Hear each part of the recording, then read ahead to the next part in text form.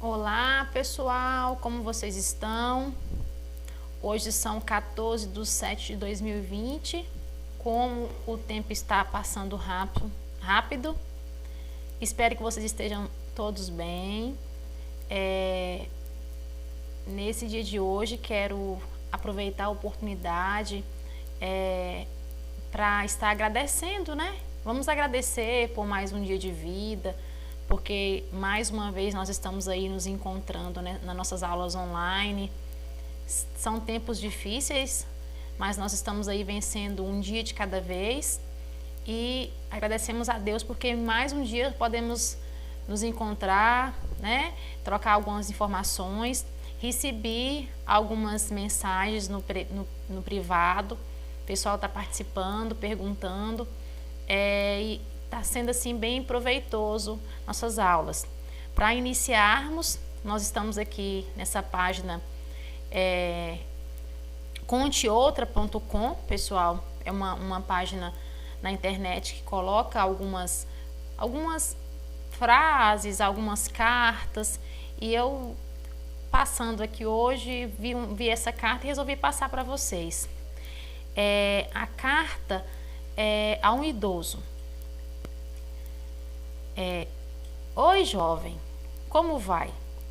Espero que tenha garra suficiente para enfrentar os dissabores da vida.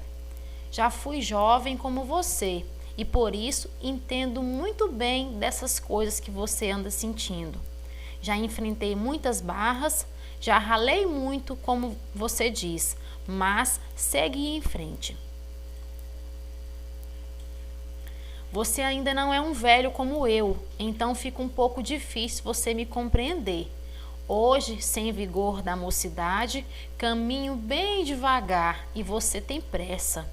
Já não ouço muito bem e você acha complicado conversar comigo.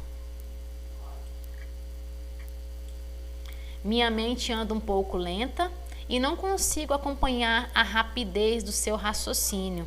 Já estou às voltas com algumas manias e às vezes você perde a paciência comigo. Caso eu fique esclerosado ou demente, trate-me com ternura. Porque talvez você precisará de igual ternura quando ficar velho. Sei que pode parecer que já não sirvo mais para nada, mas é engano, sabia? Tenho tantas coisas para contar. O que aprendi da vida pode ser muito útil para você saber lidar com alguns problemas. Minha história servirá para lhe mostrar como acertar mais e errar menos. A vida me ensinou isso, como acertar mais e errar menos. Mas, para que eu consiga passar minhas experiências para você, preciso de pelo menos um pouquinho do seu precioso tempo. Também da sua paciência e atenção. Se ficarmos amigos, eu me sentirei um pouco mais jovem perto de você. E contrapartida, você com certeza se tornará mais sábio. E tenha certeza, vou repetir, você acertará mais e errará menos. Não vai ser legal? Luprado. Ela, pessoal, é natural de Vitória, Espírito Santo, não se considera uma escritora nem poetisa, no sentido técnico dessas artes. Escreve porque nasceu com esse dom, o de escrever à sua maneira, o cotidiano, escreve coisas sobre o cotidiano, é aposentada do Serviço Público Estadual, da área da educação e, segundo ela, escreve para acalmar o seu coração.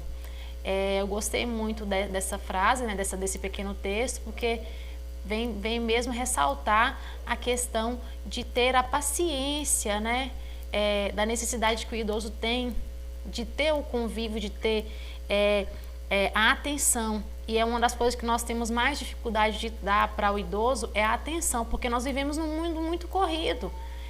Nosso tempo precioso e muitas das vezes nós pensamos assim, se eu parar um pouco mais para pensar, para conversar com esse idoso, eu estarei perdendo tempo. Mas, pessoal, quando nós paramos para escutar as histórias, nós aprendemos muito e é de grande valia, tanto para nosso amadurecimento pessoal quanto profissional.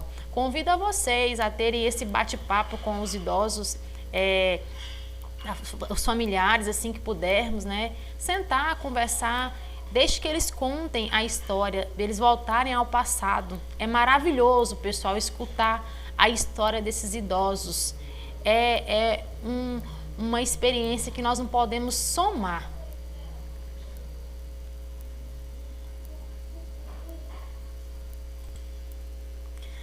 Vamos à nossa atividade da semana anterior, a atividade do nosso material 4. Vamos lá, curso técnico em enfermagem. A questão que foi pautada para vocês foi relacionado ao termo iatrogenia, podemos ressaltar. Letra A. Este termo foi criado por Nash, médico austríaco erradicado nos Estados Unidos, e Geras Velho Latrix, tratamento. É essa a resposta? Não, né, pessoal? Termo pelo qual a aposentadoria aparece sob forma pouco atraente, está no sentimento por parte do idoso. Ela constitui obrigatoriamente a última etapa da vida. Não é, né, pessoal? Está relacionado aí à velhice. Significa qualquer alteração patogênica provocada pela prática médica e de cuidados. Fatos oneram o sistema de saúde, já que o custo médio do cuidado para com o idoso é bem maior do que qualquer outra idade. Sim, nós observamos que o atendimento ao idoso, além de ser um custo médio bem mais alto, o número de tempo de internação para o idoso, ele chega a cerca de 2 a 3 dias a mais do que uma pessoa adulta. Então, qual que é a resposta? A letra C. É relacionada à iatrogenia, significa qualquer alteração patogênica provocada pela prática médica e de cuidados. Vale ressaltar, nós não podemos esquecer que conversamos na semana anterior a respeito do risco-benefício. Então, muitas das vezes, o paciente ele sofre consequências decorrentes do tratamento. Lembremos aí do tratamento contra o câncer. Porque o câncer ele não causa só danos às células cancerígenas, mas também células saudáveis. Então, tem a questão do risco-benefício. Então, iatrogenia está relacionada a essa alteração que se causa pela prática médica. Vamos continuar. O número 2 relaciona as informações. Nós tínhamos lá, pessoal, iatrofarmacogenia, internação hospitalar e iatrogenia da palavra. Vamos lá? Que pode potencializar os riscos decorrentes do declínio funcional, da subnutrição, da imobilidade, da úlcera de pressão e da infecção hospitalar. Úlcera de pressão, como já disse anteriormente, hoje é conhecida como lesão por pressão. Vamos pensar.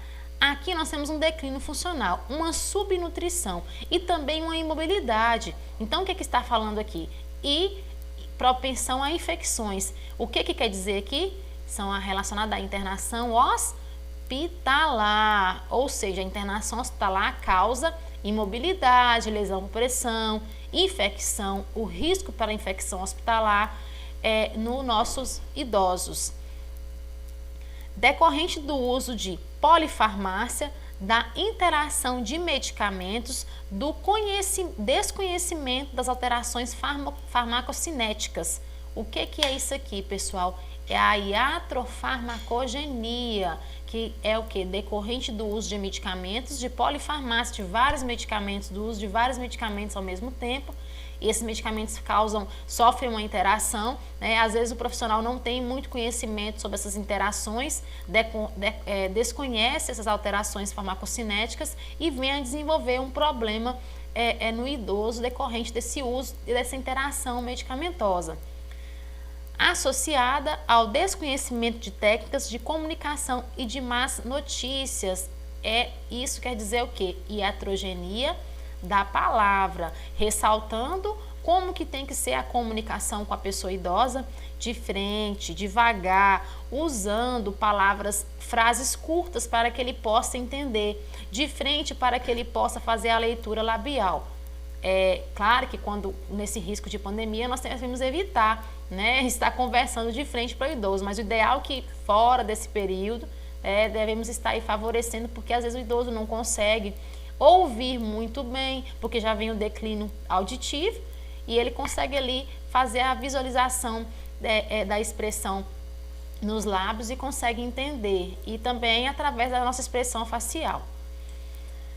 Número 3, de acordo às síndromes geriátricas apresentadas, nomeie os profissionais responsáveis pelo tratamento, acompanhamento do idoso que esteja sendo acometido pelas mesmas. Instabilidade e quedas. Instabilidade e quedas. Qual que é o profissional que acompanha o idoso nessas características aí, nessas questões, pessoal? Instabilidade e queda, nós podemos aí estar citando o fisioterapeuta, podemos citar ainda ortopedista, o terapeuta ocupacional, que vai estar trabalhando essa questão da instabilidade, né, e de quedas.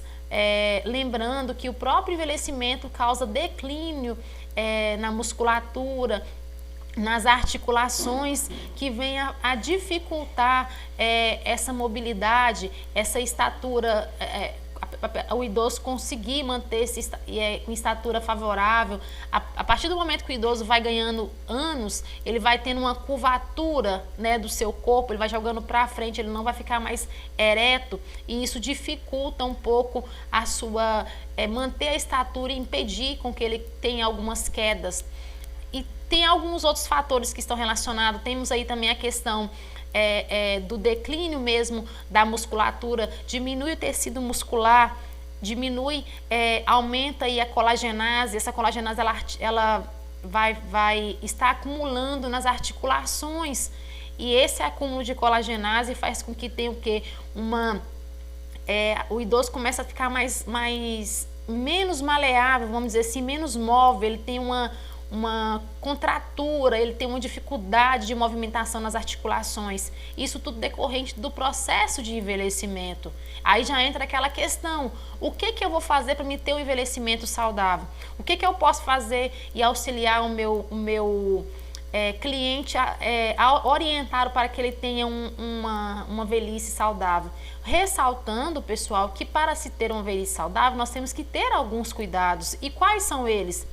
A alimentação, atividade física, estilo de vida, porque 50% são as características que vêm conosco na nossa bagagem genética, na nossa bagagem que trazemos aí em genes, em condições familiares, mas também tem o restante: condições de vida, estilo de vida, forma com que vê, aceitar as coisas, né? Observemos aí que a pessoa que quanto mais ela não aceita o que acontece, mais problemas de depressão ela tem, mais problemas ela terá na velhice, né? Desenvolve aí as esquizofrenias, a síndrome do pânico, né? Então, assim, é um contexto. Quando se fala de idoso, é um complexo e um contexto muito diversificado, pessoal. E nós devemos, como profissionais da saúde, estarmos atentos a essas questões, essas peculiaridades individuais que cada um tem. Porque é diferente o idoso da Maria, a Maria envelhece de um jeito, o João de outro. E são essas questões. Relacionado à desnutrição, nós temos aí um profissional importante, que é o nutricionista, que vem a tratar da questão da nutrição. Como que deve ser essa nutrição para o idoso? Qual que é a alimentação dele? Quanto de água que ele deve beber? Né? Quando, por exemplo, nós temos idosos internados, idosos que ficam muito tempo internados, recebem uma nutrição parenteral, né? uma nutrição enteral. O que é que ele vai estar ingerindo? Qual caloria, qual o valor calórico que ele vai estar ingerindo? O que ele precisa mais? Por exemplo, o idoso que tem a lesão por pressão, ele tem aí uma úlcera de decúbito média, né, muito profunda, causada aí por uma desnutrição, por uma diminuição na sua musculatura, no tecido muscular. O que esse idoso tem que alimentar? Né? Temos aí, por exemplo, sabemos que para a pessoa favorecer a cicatrização, vem a questão da proteína, que ajuda no favorecimento da cicatrização. Então, esse idoso vai ter que comer um pouco mais de carne. Então, são todas essas questões. Então, esse seria o profissional para estar tratando e lidando com a questão da desnutrição do idoso. Temos ainda na letra C o comprometimento cognitivo. Cognitivo está relacionado com o quê? A questão do seu pensar, do seu agir, das suas atividades da vida diária, do seu conseguir se organizar. Quem seria o profissional para lidar com essas questões cognitivas? O neurologista, né, que estuda aí as questões cognitivas, as dificuldades de aprendizagem, que estuda aí as demências. Então esse seria um profissional indicado para estar auxiliando esse idoso. Privação sensorial, são várias, mas aí que nós citamos a diminuição auditiva. Quando eu falo privação social, estou falando das sensações, tanto também da visão, né, audição, né, olfato, paladar. Aqui nós citamos a diminuição auditiva. Seria o fonoaudiólogo? Sim, o profissional para estar tratando esse idoso, para estar ensinando o cuidador quais técnicas ele vai usar para estar comunicando com o idoso, para orientar o técnico de enfermagem, como que ele vai agir quando ele for passar uma informação para o idoso, quando ele for administrar o medicamento. Então, assim, um atendimento multiprofissional, multidimensional e interdisciplinar. Já respondendo aí a próxima questão, né, pessoal? E a próxima questão vem falar para nós aí, descreva a importância do atendimento multiprofissional no atendimento ao idoso. Desculpe aqui que nós repetimos 2 vezes atendimento, ao idoso em processo de senilidade. Vamos voltar. O que é a senilidade? É o envelhecimento, né? Que vem aí acarretado de problemas de saúde decorrentes de TCNT, de doenças crônicas não transmissíveis. Então, o que acontece? É um envelhecimento que ele é não saudável.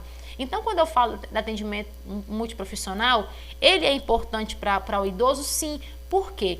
O primeiro passo, a velhice, ela possui características próprias com muitas dimensões. Ou seja, eu vou pegar um profissional ele vai estar abordando a sua área de conhecimento, ou seja, ele vai tratar aquele idoso dentro da sua área de conhecimento.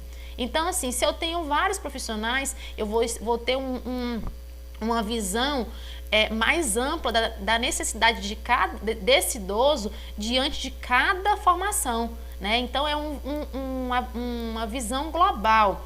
Essa interdisciplinaridade no atendimento, ela faz com que tenha possibilidade de um tratamento holístico e global. Então, o idoso vai estar sendo tratado de diversas coisas e sanando ou tentando sanar as suas dificuldades, porque ele vai ter o quê? Um atendimento de forma globalizada e holística.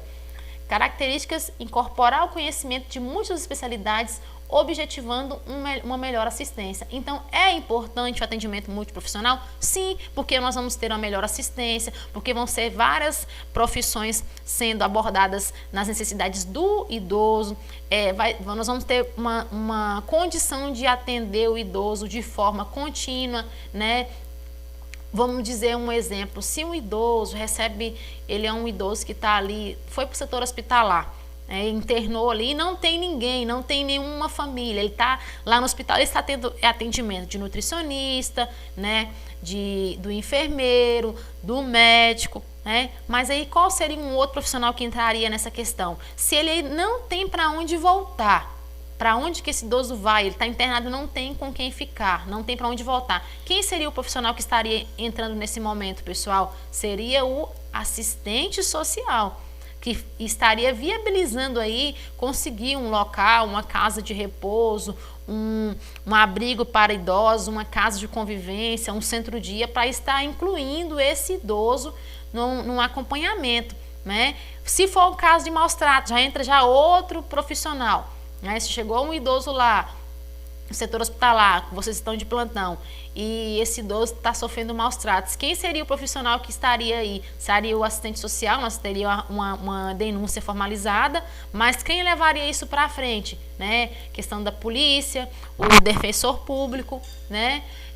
Então, assim, várias profissões, não tem como nós falarmos de saúde para o idoso, pelas características que eu já disse para vocês, de forma só a enfermagem é importante, só o geriatra é importante, só o neurologista é importante, não. O atendimento multidisciplinar, multidimensional, né, multiprofissional, isso que é importante, isso é necessário para o idoso, para ter um atendimento de qualidade, um atendimento que venha mesmo a funcionar.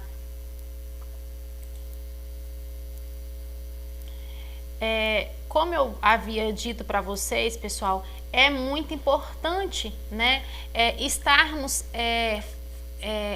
ajudando os nossos idosos a terem uma visão da necessidade de estar prevenindo o seu envelhecimento, ou seja, também não só os nossos idosos, quando já estiverem mais velhos, prevenirem complicações e limitações, mas também nossa população adulta, né? Nós temos uma dificuldade muito grande com a questão do homem. O homem, ele tem muita dificuldade de aceitar o cuidado. Temos aí o Novembro Azul, que é uma campanha voltada para estar sanando essas dificuldades e fazer com que chegue até o homem a informação de saúde, para que ele conheça e tente entender e viver a sua saúde, prevenir a sua saúde.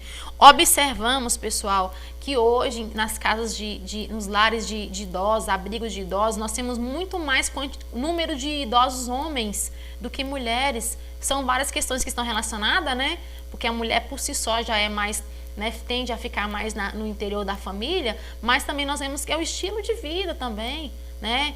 Temos relatos, acompanhamos, aprendemos a também não julgar a história que cada um traz, né? Já tivemos pessoas, a gente conhece várias pessoas, várias histórias que muitas das vezes a gente pode estar, ficamos comovidos com a história e vemos que as diferenças, as circunstâncias e a caminhada de cada um de nós, a caminhada que nós levamos no decorrer da nossa vida, leva cada um para um lugar diferente, né? Então, assim, tá lá no idoso porque a família tá lá está numa instituição de longa permanência porque a família não importa com ele, né? Está numa instituição de longa permanência para idosos porque foi muito ruim e agora está pagando? Não. Temos cuidado. Quando tivermos uma aula presencial, poderemos discutir melhor essas questões para que vocês entendam melhor quais são as circunstâncias que cada um pode vir a apresentar. Não posso generalizar essas questões. Eu separei para vocês aqui um vídeo que eu acho muito importante a respeito dos desafios do envelhecimento e vou estar passando para vocês aqui.